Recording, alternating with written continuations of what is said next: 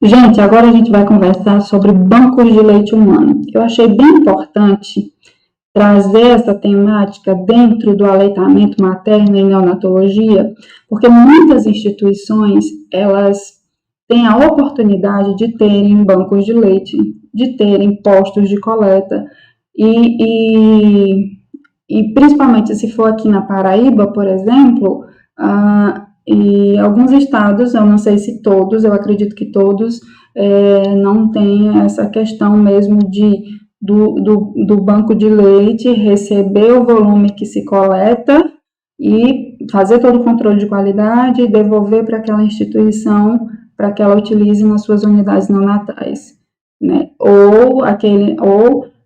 De acordo com os estoques, se o centro de referência do estado tiver um estoque, né, que dê para suprir aqueles hospitais, principalmente o primeiro item de critério de escolha, que é o prematuro, que de baixo peso, que não suga, então, às vezes, pelo menos o centro de referência aqui da Paraíba consegue manter os hospitais que não têm uma coleta, principalmente agora durante a pandemia, que a coleta realmente foi muito, vamos dizer assim, caiu muito, né? Foi muito reduzida, e aí pelo menos esse primeiro item de seleção, que são os prematuros, que estão nas unidades neonatais, a coleta domiciliar desses bancos de leite supre.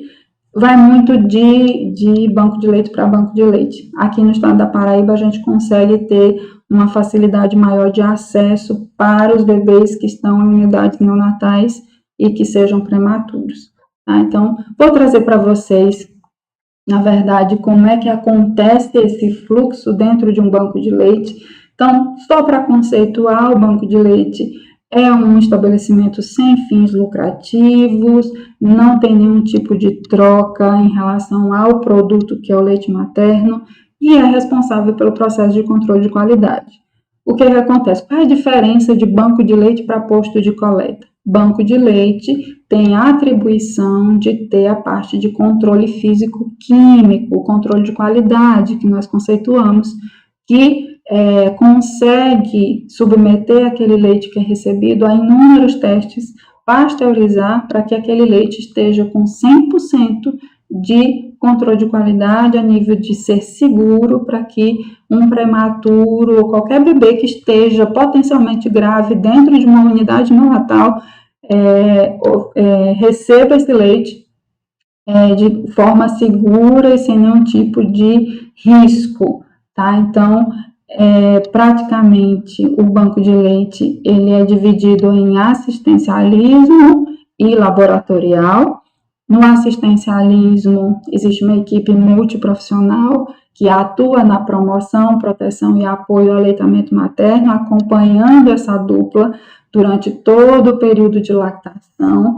E aí, aquelas mulheres que são doadoras, pelo menos no nosso serviço estadual, centro de referência estadual, ele permanece oferecendo esse assistencialismo até o momento que aquela mulher é doadora. A partir do momento que ela deixa de ser doadora, aí de fato a gente não consegue dar esse tipo de contribuição para ela. Mas até o momento que ela é doadora, então a gente tem uma equipe multiprofissional que vai desde o assistente social, ao nutricionista, ao pediatra, ao enfermeiro, ao técnico de enfermagem, enfim, toda uma unidade completa, fonoaudiólogos, fisioterapeutas, enfim, a gente constitui uma equipe multi que consegue dar assistência. E na parte laboratorial, a gente vai ver a jornada desse leite dentro de um banco de leite. Gente, é fantástico também. Na verdade, tudo que fala de aleitamento materno, eu sou apaixonada. Então, aqui a gente tem, basicamente, quem que pode ser doadora? Né? Muitas vezes, a gente de bancos de leite, de rede brasileira de banco de leite, inclusive, nós temos muito orgulho da rede brasileira de bancos de leite, porque nós exportamos tecnologia para os outros países, nós já estamos basicamente em torno de 25 países, né, onde todo o nosso protocolo como rede brasileira, ele é como é que se diz, ele é escolhido pelos outros países nos seus bancos de leite, porque são técnicas baratas, acessíveis e de alta qualificação. Para vocês terem ideia, todo o protocolo foi revisado no início da pandemia e praticamente se constatou que pouquíssima coisa mudou, pouquíssima coisa necessitava mudar. Por exemplo, doadora que estava com Covid, ela parava de ser doadora e só retornava a partir do 14º dia de vida, que saía do período agudo, que era o período de transmissão mesmo, de transmissibilidade. E uma outra coisa que foi adotada, que a recepcionista e a equipe que ia até a casa da doadora ia todo paramentado, inclusive com protetor facial, com tudo, né? Então, as únicas coisas que mudaram devido ao padrão tão rigoroso e tão rígido que já se é adotado desde muitos anos, tá? A rede brasileira hoje ela é muito bem estruturada, a ponto, né, de ser reconhecida mundialmente. Então, nós já estamos aí em mais de 25 países, tá? Então, para que essa mulher seja doadora, e a gente tem regulamentação, que é a Resolução 171/2006, que regula, né, todos os protocolos, tudo que corresponde à rede de bancos de leite. Então, dentro dessa resolução, traz que a mulher, vamos dizer assim, o critério para ser doadora, que essa mulher esteja amamentando o seu bebê, o primeiro critério, tá? Ela precisa estar amamentando seu bebê, não adianta nada ela desmamar o bebê dela e fazer extração de leite para doar, tá? Então, ela precisa estar amamentando em livre demanda o seu bebê para que ela seja doadora. Ela precisa ser saudável, tá? Ou seja, ela não pode ter nenhum tipo de patologia que seja transmissível e também não pode estar utilizando nenhum tipo de medicação que seja incompatível com a amamentação, tá? Outra coisa que ela precisa ter é os exames, e isso inclui os exames de pré-natal, tá? Então, basicamente, as sorologias, então, HIV, VDRL, hepatite B, hepatite C. É importante agora que a doadora tenha, né, o exame de Covid também, que é para garantir que a gente esteja recebendo um leite seguro, né? Até mesmo antes de se submeter aos testes, tá? Pelo Ministério da Saúde, é critério que não seja doadoras mulheres que tenham utilização de bebidas alcoólicas, né, que utilizem drogas. Então, essa mulher ela já não pode ser doadora e que também não esteja utilizando medicações que sejam incompatíveis com a amamentação, tá? Praticamente são esses os critérios. E se ela estiver com Covid também, né, ela precisa respeitar o tempo do período agudo para depois ela realmente ser doadora ou continuar sendo doadora se ela já era, né? Aqui praticamente as consideradas inaptas são aquelas que são usuárias de álcool, né, de bebidas alcoólicas, e aquelas que são usuárias de drogas também, e essas que são portadoras de doenças infectocontagiosas, desnutridas, mas praticamente eu nunca vi, assim, não é o perfil, pelo menos aqui estadual, que a gente tem algum tipo de doadora que foi impedida por ser desnutrida. Praticamente não é o perfil das paraibanas, né, apresentarem desnutrição. Então, é bem tranquilo quanto a isso. Os exames obrigatórios, que a gente já comentou. E aqui, como é que pode ser feita essa extração de leite?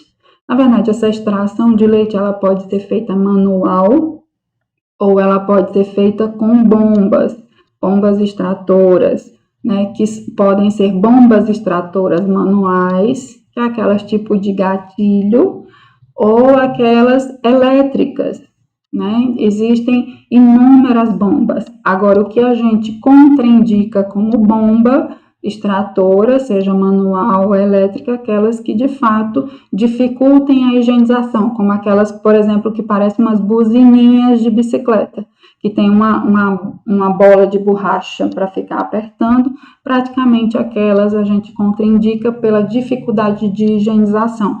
E aí a gente já vem com a questão de precaução contra a contaminação.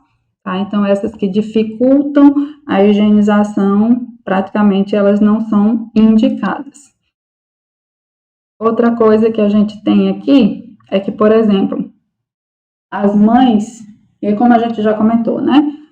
Nem todas as instituições permitem que as mães acompanhem os seus bebês ficando internas na instituição.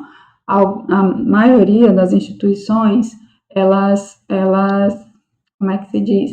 Elas liberam essas mulheres para casa e aí elas vêm de acordo com o que é estabelecido pela instituição para fazer a visita dos seus bebês. Essas mulheres que retiram seus leites em casa para o seu próprio bebê, é interessante que esses leites que elas coletaram em casa, eles sejam encaminhados para um controle de qualidade em bancos de leite, para que passe por todos os testes, para que depois esse leite chegue para o bebê dela na instituição onde ele está internado para ser administrado para ele, tá? Nós não fazemos nós não recebemos esse leite da mãe que tirou em casa e aí manuseia diretamente para ir para o bebê, porque na verdade a gente precisa ter segurança e aquele bebê está potencialmente grave em uma unidade neonatal e aí muitas vezes a gente não tem segurança de como é que foi armazenado aquele leite, às vezes a borracha da geladeira não está aderindo bem, às vezes o congelador está com muito gelo e o leite não atinge a temperatura ideal e tem crescimento bacteriano ali, tem um aumento de acidez, que a gente vai entender como é que é isso mais lá na frente. Então, para a gente não correr o risco, né, de oferecer um leite que a gente não tem segurança, porque a gente não supervisionou, então, a gente encaminha para o banco de leite para que depois que voltar para a gente, que está lá identificado o nome daquela mãe, vai para o bebê dela, a gente manuseia e envia, mas depois do controle de qualidade, tá? E as mães que fazem a extração de leite dentro da instituição, sempre elas precisam estar supervisionadas por um profissional. Então, elas precisam estar muito bem, higienização de mãos, retirada de adornos, uso de EPIs, touquinha, máscara, tá? Se for ela fazendo a auto-ordenha, ela não precisa utilizar luvas, tá? Mas ela precisa aplicar o protocolo de lavagem de mãos de forma bem correta para a gente não ter contaminação desse leite. Outra coisa por exemplo, se for o profissional fazendo essa extração de leite, aí o profissional precisa utilizar luvas, tá? E o profissional também utilizando os EPIs, porque aí a gente vai diminuir bastante, por exemplo, queda de cabelo, a gente vai diminuir as sujidades, e aí a gente vai conversar sobre isso um pouquinho mais lá na frente. Outra coisa, em relação à higienização das mamas, é importante que só a higienização no banho mesmo, né? Com água, sabão, mas assim, que não precisa ser higienizado toda vez que vai retirar o leite. Agora, é importante que existem algumas mamas que elas descamam bastante nessa região aqui da areola, tá? Essa região aqui da areola descama bastante. E aí, o que normalmente nós fazemos? Nós pegamos gaze, faz uma expressão de leite, passa a gaze, espalhando aquele leite. Como o leite eles têm uma propriedade hidratante, ele deixa mais ou menos uns 2 minutinhos e começa a soltar. E aí você vem com a gaze e limpa, porque senão fica muita descamação e fica caindo uns pontinhos pretos no leite. E aquele leite, se for para doação geral, o que vai acontecer? Lá no controle de qualidade, quando elas verem um pontinho preto, pode ser um frasco de 700 ml, vai ser desprezado porque é considerado como sujidade. Tá? Então, é importante que esses cuidados sejam realizados. E aqui, quais são os locais impróprios para essa extração de leite? Praticamente, em domicílio ou local de trabalho, outro lugar que for retirado esse leite, precisa ser um lugar muito bem higienizado e que não ofereça nenhum tipo de risco, né? Principalmente a questão de presença de animais, por exemplo, muita gente circulando, conversando perto, sem máscara, né? É importante que isso seja evitado. E nunca deve ser ordenhado em banheiros ou locais que prejudicam a qualidade desse leite. Aqui são as embalagens, tá? As embalagens padrão, que para utilização, que é de vidro e tampa plástica rosqueada, tá? Plástico pode, Janilda? Não é interessante, porque quando se submete ao aquecimento, pode haver liberação, ou até mesmo no congelamento, pode haver liberação de substâncias que no controle de qualidade a gente não vai conseguir identificar e também, se conseguisse identificar, a gente não conseguia remover. Então, é importante que, por isso que se padroniza ser vidro, porque é um material inerte, não tem transferência de substâncias, então a gente garante que não tem nenhum tipo de transferência ali de substâncias tóxicas para aquele leite. Tampa plástica rosqueada, super importante. E se for, por exemplo, essa aqui com tampa metálica, desse jeito aqui, se chegar no banco de leite, eles vão desprezar, não passa nem para as outras etapas. Por quê? Da mesma forma que se fosse um plástico, por exemplo, na parte de vidro, né? A parte de vidro fosse plástico, o que acontece? O fato de transferência de minerais, a mesma coisa da tampa metálica, né? A gente não tem ali segurança que se realmente transferiu alguma substância e a gente não tem como remover. Rotulagem, todos os leites das doadoras devem chegar rotulados, identificados, para não ter nenhum tipo de troca, para não ter nenhum tipo de problema. Inclusive, a realidade do centro de referência daqui da Paraíba é de ofertar kit de doadora. Então, no kit de doadora vem touquinha, vem máscara, vem touquinha, máscara, os vidros esterilizados, e dessa forma padrão, né, vidro e tampa plástica rosqueada, que é aquele tipo Nescafé e maionese, e também as etiquetas, que é justamente para a mulher não ter desculpa de esquecer de etiquetar.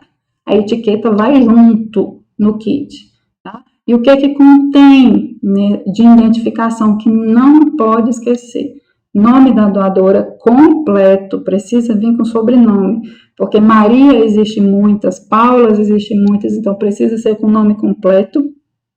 E aí, data da coleta, é importante a data da coleta, por quê? Porque a partir da data da coleta que a gente vai ter um direcionamento da data de vencimento.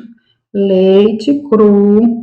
E o que é o leite cru? Aquele da mãe direto lá na extração. Não passou por nenhum tipo de controle de qualidade, tá? Então, leite cru para o padrão Rede Brasileira de Bancos de Leite, que é para doação de leite materno, só tem validade até 15 dias congelado. Então, porque existem várias etapas de teste, o banco de leite estipulou que no máximo até 10 dias esse leite esteja chegando no banco de leite. Esse leite esteja sendo coletado na casa da doadora e trazido para o banco de leite para passar pelas etapas do controle de qualidade. Outra coisa que a gente tem aqui como informação, por exemplo, a mulher tirou o leite, mas não encheu o frasco. O que acontece? Ela pode congelar aquela quantidade que ela preencheu o frasco. Na próxima extração, o que nós orientamos? Que ela coloque, ela pode fazer a esterilização daqueles copos de vidro, tá? E aí, como é que faz essa esterilização em casa? Coloca uma panela com água bem cheia, coloca os copos, né, de boca para baixo, e aí coloca uns paninhos, principalmente no fundo, para que não fique batendo e trinque. E aí, quando abrir fervura, você conta 15 minutos. Apagou o fogo dos 15 minutos, você retira, evita de colocar os dedos por dentro, na parte interna, né? Pega com um pegador mesmo, e aí coloca numa bancada ou numa mesa limpa, com um paninho limpo, e eles de boca para baixo. para eles secarem naturalmente, não precisar estar passando pano por dentro, porque senão você estraga a esterilização. E aí, naquele copo esterilizado, ela vai fazer a extração e ela vai preencher aquele frasco que ela colocou lá no freezer, tá? Ou no congelador. Aí ela tira aquele que está lá congelado e aquele que ela coletou, ela só vai acrescentar, lembrando que a gente precisa deixar um espaço de 2 dedos entre o leite e a tampa, porque se você encher demais até a tampa, quando ele congelar, o gelo expande e a tendência pode ser daquele frasco trincar, ou até mesmo quebrar mesmo, tá? E aí perder, né? Na verdade, perder todo o conteúdo. E a gente recomenda, e aí é importante que essa primeira, o que seja registrado de data de coleta seja do primeiro leite coletado. E a partir daquele primeira data de coleta que a gente vai contabilizar para a data de vencimento, que é até o 15º dia. E data de parto também é importante que a gente saiba, porque, na verdade, a gente vai classificar o tipo de leite através da data do parto. Então, de 1 a 7 dias a gente tem colostro, de 7 a 14 a gente tem o tipo transição, e a partir do 14º dia a gente tem o maduro. E aí são as fases, né? E isso vem no rótulo do leite de banco, porque nós prescritores, nós vamos lá na nossa prescrição, nós vamos solicitar de acordo com as características clínicas desse bebê, com a idade gestacional, com a idade cronológica que esse bebê está, e aí o banco de leite já fornece para a gente o leite rotulado. O leite humano ordenhado pasteurizado vem para a gente já rotulado com essas informações. Ok. Armazenamento, a gente já comentou, não pode ultrapassar 15 dias, tá? Da data da coleta ao processamento. Caso esse leite seja retirado para ofertar para o próprio bebê, refrigerado, primeira prateleira de geladeira, por 12 horas, tá? Isso daí é fundamental que a gente saiba, pelo protocolo da rede brasileira. Existem inúmeros protocolos.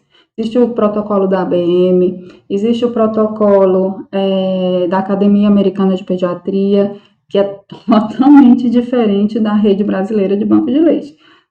O da rede brasileira é muito mais rigoroso, tá? Então, se eu não me engano, eu acho que na ABM fica 4 horas em temperatura ambiente, ou na Academia Americana de Pediatria. Na rede brasileira é inadmissível ficar nem 15 minutos em temperatura ambiente. O máximo de tempo é o período que aquele frasco está ali, que a mãe está fazendo a extração. E se demorar muito ela te retirar, a gente tem que colocar na geladeira, porque senão a temperatura acima de 5 graus faz com que haja crescimento bacteriano, porque o leite humano não é estéril, e aí aqueles micro-organismos que estão lá dentro do leite começam a se proliferar, crescerem, se multiplicarem na temperatura acima de 5 graus. Então, quanto mais elevado for essa temperatura, mais velocidade essas bactérias elas ganham para se multiplicarem, tá? Então, é importante que a gente, pelo menos, eu sempre sigo a orientação da Rede Brasileira de Banco de Leite. E um outro fator importante é que esse leite, que uma vez congelado, ele não pode ser recongelado. Por que que não pode ser recongelado? Porque a partir do momento que você congelou, você fez o descongelamento, e sempre o descongelamento desse leite, ele precisa ser feito em banho-maria, a 40 graus, porque acima de 40 graus, se esse leite ele for submetido, depois que passa pelo controle de qualidade, ou na verdade, se ele for submetido a uma temperatura muito alta, ele desnatura a proteína, e aí as proteínas ficam tipo aquele leite coalhado, né? Aquele leite talhado, na verdade. E aí perde os valores nutricionais, tá? Então é importante que a gente siga esse padrão. E aí, uma vez que ele é recongelado, os cristais de gelo rompem os glóbulos de gordura, e aí Glóbulo de gordura rompido é glóbulo de gordura que não é absorvido, tá? Então, o que faz esses glóbulos de gordura serem absorvidos é a cápsula, a membrana que envolve eles. E aí, uma vez que com os cristais de gelo rompendo, você perde o valor nutricional daquele leite. Transporte, na verdade, o transporte ele é feito de forma bem criteriosa também. Antes que a caixa térmica saia para coleta, ela precisa ficar por volta de 1 hora sendo preparado o ambiente de refrigeração interno dessa caixa térmica. Material impermeável, nada de isopor, porque o isopor é poroso, e aí a gente tem ali, a gente não consegue ter uma higienização assertiva, né, correta. Então, caixa térmica com termômetro acoplado, com temperatura mínima, não, com temperatura máxima de 3 negativos, e aí quanto mais negativos, que é uma escala decrescente, maior ponto de congelamento, maior ponto frio, e aí a gente consegue conservar bastante esse leite.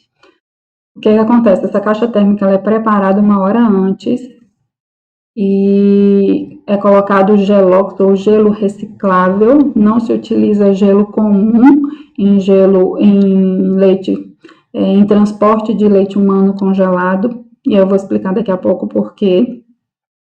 E aí, o que acontece? Quando o termômetro acusa a temperatura ideal, aí sim é autorizado a saída para coleta. A rota ela é planejada para ser por volta de 6 horas, não pode ultrapassar isso, e vai ponto a ponto de doadora, não muda a rota de forma alguma. Ah, eu vou ali deixar um papel. Não, vai de casa em casa e aí retorna o mais rápido possível, tá? Essa caixa ela vai ser monitorada na saída, registrada em planilha na saída do banco de leite, na chegada na primeira doadora, e aí quando, na verdade, quando retorna, também é verificada essa caixa sem abertura da tampa. Chegou lá no banco de leite, a gente já registra a temperatura de chegada, tá? E é importante que seja feito esse transporte de congelamento em congelo reciclável, tá? Aqui tem um exemplo aqui, é distribuído em colmeia, então para cada 3 frascos você tem esse gelo reciclável fazendo essa colmeia, né? Então a gente garante que esse leite ele esteja numa temperatura totalmente garantida para que não haja crescimento bacteriano, certo? Então, uma outra coisa que a gente precisa priorizar também caso essa mulher esteja em casa para transportar esse leite, é importante que a gente oriente que não seja feito no isopor, que a maioria quer trazer no isopor, que é o mais comum de achar. E, por exemplo, se ela vier com um leite congelado e ela não tiver gelo reciclável, né, enfim, você não conseguiu fornecer para ela esse gelo reciclável, ela não conseguiu comprar, ela precisa deixar esse leite bem congelado e aí trazer numa caixa de material impermeável sem gelo comum, porque o ponto de congelamento do gelo comum é de 0 graus e o ponto de congelamento do leite é mais negativo, é 0,3, se eu não me engano é 0,5. Então, o que acontece? O gelo comum rouba a temperatura do leite congelado. E aí, ao invés de permanecer a temperatura aumenta. E aí, temperatura aumentando, a gente tem crescimento bacteriano, tá? Então, por isso que é importante. Se não tem gelo reciclável, é importante que a gente oriente que ela traga bem congelado, mas sem gelo comum, para que não haja transferência de temperatura e esse leite seja submetido aí a um crescimento bacteriano, tá? Então, é importante que a gente saiba disso também, que é para a gente fazer orientações bem assertivas. E aí, a gente tem algumas fases dentro do banco de leite. A primeira é a de seleção. Então, quando esse leite ele chega no banco de leite, e a gente checou a temperatura da caixa térmica, registrou em planilha, é importante que tudo é registrado, porque existe todo o mapeamento desse caminho desse leite, desde a casa da doadora até o momento que chega no banco de leite, durante todas as etapas e até mesmo durante a saída. Tudo registrado, tudo é supervisionado, tudo é mapeado. E aí o que acontece? Primeira coisa que a gente vai visualizar é a coloração daquele leite. Existem leites rosados, esverdeados, azulados. Isso varia de acordo com a alimentação da mãe, tá? Então, o único padrão que a gente não considera, ou que a gente considera impróprio para consumo, inapto para passar pelos outros testes, e aí a gente já desprezar logo de cara, é o marrom avermelhado ou aquele marrom meio para um tijolo, que aí é indicativo de presença de sangue, e para a doação de leite materno não é aceitável, tá? No caso, esses leites eles são desprezados quando eles têm essa coloração de marrom avermelhado ou marrom tijolo. E aí ele não passa para as outras etapas as outras etapas do controle de qualidade. Outra coisa que a gente supervisiona e fiscaliza nesse primeiro momento é a embalagem, tá? Lembra que a gente comentou, tem que ser de vidro, tampa plástica rosqueada. Se chegar com tampa metálica, com aquela sacola cobrindo ali a tampa em cima, esse leite ele vai ser desprezado. Pode ser 700, 1 litro, enfim, não vai passar para as outras etapas, vai ser desprezado, tá? Basicamente a gente vê se a embalagem também não está trincada, se a tampa não está trincada, enfim, a gente observa isso. A gente dá uma checada que às vezes dá para ver algum ponto preto, alguma coisa assim. Se a gente vê alguma coisa, a gente já sinaliza para a equipe, para já, assim, se tiver um pontinho preto nesse leite que a gente já identificar, a gente vai desprezar, tá? Outro momento que acontece a partir de então, aqui as embalagens, né? Então, praticamente essas duas primeiras a gente não utiliza, a gente só vai utilizar padrão mesmo. E aí, nesse primeiro momento que esse leite chega, a gente verificou cor, embalagem, a gente identificou lá se não tinha nenhum tipo de trinca, né, no frasco, enfim. E aí a gente conduz esse leite, ele é cadastrado, a doadora é cadastrada, a gente recebe o cadastro dela, a gente recebe os exames, cópia dos exames, né, a gente deixa tudo organizado. Existe um programa específico que é conectado diretamente com a rede brasileira de bancos de leite, que faz esse cadastramento. Ele gera um código para essa mulher que vai permanecer até o momento dela ser doadora, dela deixar de ser doadora, e é um código único que só corresponde a ela. E aí esse leite ele vai ser conduzido para um descongelamento prévio, né, um degelo prévio, ou seja, ele é submetido a um banho-maria de 40 graus, e aí só um ponto de aquecimento, só para que alguma parte fique líquida, para que a gente retire as amostras para 2 momentos, para 2 testes. O primeiro a gente faz que já é um teste de seleção, que se ele for reprovado nesse teste, ele não passa também para os outros. Você vai ver que existem vários testes e que cada teste vai validando o teste anterior. Então, nesse caso, a gente chama de acidez Dornick. Deixa eu até mostrar aqui de sujidade. Então, primeiro, nesse descongelamento prévio, a gente já vai verificando também se tem algum pontinho preto, se tem pedaço de papel, se tem pedaço de tampa, se tem cabelo, se tem formiga, se tem fragmento de unha, se tem, enfim, se tem vidro, se tem qualquer coisa que não seja do leite, a gente verifica, tá? Então, independente do volume, se tiver alguma coisa ali, algum corpo estranho, for classificado como sujidade, pronto, esse leite ele não vai passar para as outras etapas, tá? Aqui, a coloração, que a gente já comentou, e a acidez Dornick, essa é bem interessante. Essa acidez, ela é um teste que ela vai identificar para a gente se a cadeia de frios ela foi mantida de forma correta. Se em algum momento houve falha na casa da doadora, houve falha no transporte, se aquele leite ele entrou em contato com uma temperatura superior a 5 graus, bactéria se multiplica, e aí o que acontece? As bactérias elas pegam principalmente o primeiro ponto, a primeira componente de escolha das bactérias é a lactose. Lembra lá que a gente comentou daquela lactose lá? E aí o que acontece? Essas bactérias, elas desdobram a lactose, elas consomem, vamos dizer assim, que elas consomem a lactose e excretam ácido láctico, mais ou menos esse nível de entendimento.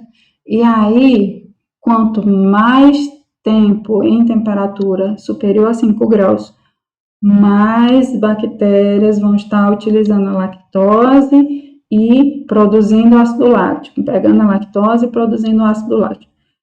Chega um ponto de que se consumiu toda a lactose. E aí lembra que a gente comentou lá que a lactose ela ajuda na absorção de cálcio e fósforo? Ou seja, a partir do momento que as bactérias fazem esse processo de multiplicação, existe uma perca nutricional muito importante, porque a gente já não vai ter mais lactose. E aí esse leite fica impróprio para consumo, porque praticamente tem uma quantidade muito grande de micro-organismos que se multiplicaram e a gente tem praticamente zero de lactose. E aí essa lactose que é tão importante para a absorção de cálcio e fósforo, tá? E aí a gente faz a titulação, a gente utiliza 2 constituintes, um que é a soda Dornick, tá? É a solução Dornick, que a gente vai fazer a titulação, e a fenolftaleína, que é basicamente a 1%. E aí, na verdade, a gente vai gotejar a soda Dornick e vai reagir com a lactose, que ainda existe lá. Então, por exemplo, a soda Dornick vai pingando enquanto tiver lactose, o leite está branco. Quando acabou a lactose naquele gotejamento, existe o ponto de virada, ele fica rosa bebê. Aí a gente para a titulação e faz a leitura de quantos graus Dornick foram necessários, né, para que interagisse com a lactose que ainda existe. Então, basicamente existe um grau de até 8 graus Dornick. Passou de 8 graus Dornick, esse leite já está impróprio para consumo. Então, a partir de então, ele é desprezado. Ele não passa para as outras etapas também, tá? Então, essa acidez, esse grau Dornick, ele vai como informação no rótulo do leite de banco, porque a gente vai entender lá no final, eu vou contar para vocês, a gente prescritor, como a gente precisa dessa informação para prescrever o leite humano de forma assertiva, tá? Então, aqui, ó, a gente pode visualizar que ali ele ficou o ponto de viragem é o rosa bebê. Então, a soda Dornick reage, faz o ponto de virada ali com a fenolftaleína e aí faz a leitura. Deu acima de 8 graus Dornick, esse leite é desprezado, tá? Então, essa é uma forma de seleção do leite. Como é que a gente faz o processo, as fases de classificação? A fase de classificação ela é composta pelo período de lactação. Então, a gente vai estabelecer o tipo de leite e essa informação também vai no rótulo.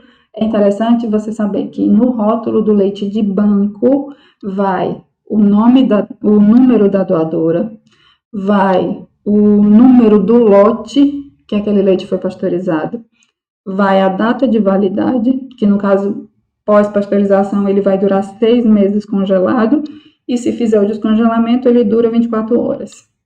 Vai o tipo de leite, se é colostro, transição e maduro, vai o teor energético, que aí eu vou contar para vocês, já acho que nos próximos slides já tem aqui o crematócrito, que também o conteúdo energético ele é estabelecido e ele vai ser conhecido, vai no rótulo e vai a quantidade de acidez do Ornick, que é também uma informação importante para a nossa prescrição. Então, aqui, o que acontece? Pronto, período lactacional, a gente já falou bastante, né? Então, a gente classifica, e é importante que a gente não classifica pela coloração, porque muitas vezes, o colostro é aquele amarelinho, não, muitas vezes, aquele é um maduro, e muitas vezes aquele amarelado não é gordura, às vezes é beta-caroteno, que a mãe consumiu, alguma fonte de beta-caroteno, alguma fonte de vitamina A. Então, se a gente classificasse pela coloração, a gente tinha um olhar muito errado, a gente não ia conseguir fazer uma classificação assertiva, porque às vezes o colostro ele vem com aquele aspecto mais amarelado, mas às vezes ele vem com um aspecto de água de coco, né? Então, não tem como a gente definir, a gente classifica pela data de parto, a gente não classifica pela coloração, achando, porque o colostro é assim, porque o maduro é assim, não. Cada leite dinâmico, então, vai sofrer influências dos pigmentos do que a mulher come, enfim, não tem como a gente definir de forma segura pela coloração. Aqui a gente tem a pasteurização, então, o que acontece? Degelou, deixamos uma pedra de gelo dentro, a parte líquida se tira amostras para titulação de acidez do Ornick, passou pela acidez do Ornick, que a gente vai gotejar lá, fenolftaleína, vai gotejar soda do Ornick dentro do leite com fenolftaleína, vai fazer a leitura, passou de 8 graus do Ornick, desprezou, foi até 8 graus, esse leite segue para a pasteurização.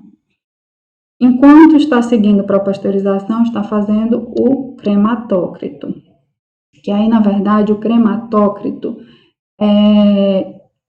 ele é estipulado, deixa eu ver se eu coloquei aqui nos slides,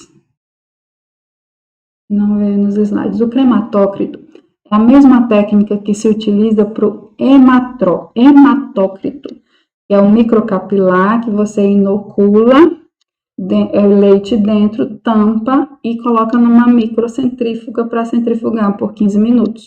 E aí o que acontece? Separa o soro da parte de creme, fica uma camada visível, bem visível mesmo, e aí aquela espessura daquela camada a gente faz uma leitura, o valor daquela espessura a gente joga no programa, e aí o programa calcula o valor energético daquele leite. E aí é interessante que esse valor energético ele vai para o rótulo, e aí é basicamente nessa informação que a gente vai solicitar que tipo de leite que a gente vai querer para aquele bebê especificamente. Deixa eu só ver aqui. Aí pronto, aí ocorreu a acidez do Ornick, tudo ok, autorização para pasteurização. Como é que é feita essa pasteurização? É colocado num pasteurizador, dependendo do pasteurizador. Às vezes tem pasteurizador que cabe 30, às vezes tem pasteurizador que cabe 40, mas em cada pasteurização vai um lote, a gente chama de lote. E esse lote é composto por frascos do mesmo tamanho e com a mesma quantidade de leite, sofrendo variação de 25 ml para mais ou 25 ml para menos. Isso faz com que e o volume de água acima do nível do leite do frasco. Isso faz com que a gente garanta a uniformização da temperatura e garanta que no centro de cada frasco daquele leite a temperatura vai ser a recomendada, que é de 62,5 a 30 minutos. A cada 5 minutos vai lá em cada frasco e faz o processo de homogeneização. Isso faz com que a temperatura ela atinja o centro de cada frasco e a gente tenha realmente a segurança e inativação de todas as bactérias e micro-organismos patogênicos. Essa técnica ela foi construída baseado na temperatura, na verdade no binômio tempo-temperatura, e ela foi, na verdade, testada até o ponto de inativar um micro-organismo mais resistente, que é a Coxiella burnetii. Tá? Então, inclusive, já se sabe que esse binômio tempo-temperatura, 62,5 a 30 minutos, inativa até mesmo o vírus do HIV, e inativa também o SARS-CoV-2, mas como a rede brasileira é muito rigorosa e a política de aleitamento materno do nosso país estabelece que mulheres com HIV não podem amamentar os seus bebês, muito menos ser doadora, então é totalmente infundada a questão de uma mulher com HIV ser doadora. Mas a técnica ela foi submetida e avaliada e aprovada para até mesmo inativar o vírus do HIV. Tá? Então, super importante que a gente tenha segurança aqui nos bancos de leite. Outro fator importante aqui é o controle biológico. E aí, o que acontece? O controle biológico, ele é feito baseado num ambiente de cultura para coliformes totais ou fecais. E aí, o que acontece? Nesse ambiente, nesse líquido aqui, na verdade, como está em preto e branco, mas ele é um líquido verde, bem verdinho, e a gente inocula leite retirado lá do leite que foi pasteurizado, a gente inocula uma certa quantidade e coloca esse tubinho lá dentro, é o que a gente chama de tubo de Duran. E aí, o que acontece? Dentro desse tubo de Duran é que se estiver presença de micro-organismos, coliformes totais ou fecais, vai formar uma bolha de gás. Então, essa amostra aqui, né, esse meio de cultura, é armazenado em estufa a 37 graus, mais ou menos, por 48 horas, e aí é feita a leitura. Se deu presença de bolha de gás, é feita uma nova coleta agora desse meio de cultura, e aí é colocado em alças, coletado em alças, em microalças, na verdade, e é colocado novamente por 48 horas em estufa. Se crescer novamente bolha de gás, esse leite ele está impróprio para consumo, e aí o leite correspondente a essa amostra vai ser desprezado. O restante dos resultados dos leites que deram negativo vão ser conduzidos para distribuição e, a partir de então, serem liberados de acordo com prescrição médica ou do nutricionista para as unidades neonatais. Praticamente é isso. Em relação ao critério de seleção do receptor, não são todos os bebês que são solicitados que o banco de leite libera. Existe um critério, até porque a gente não tem leite para todo mundo. Então, o primeiro ponto, normalmente a gente sempre fica no primeiro ponto, que são os bebês prematuros de baixo peso que não sugam. Se nós tivermos estoque para cobrir 100% de todos os bebês prematuros, a gente pode abrir para o segundo item, que é os bebês infectados, e aí a gente pode abrir por uso de nutrição trófica e assim sucessivamente, de acordo com a quantidade que nós vamos ter em estoque disponível. Ok, gente, essa aqui foi a parte de bancos de leite, e aí a gente caminha para a nossa última unidade, que é a de prescrição de leite materno. Então, a gente se encontra na próxima aula.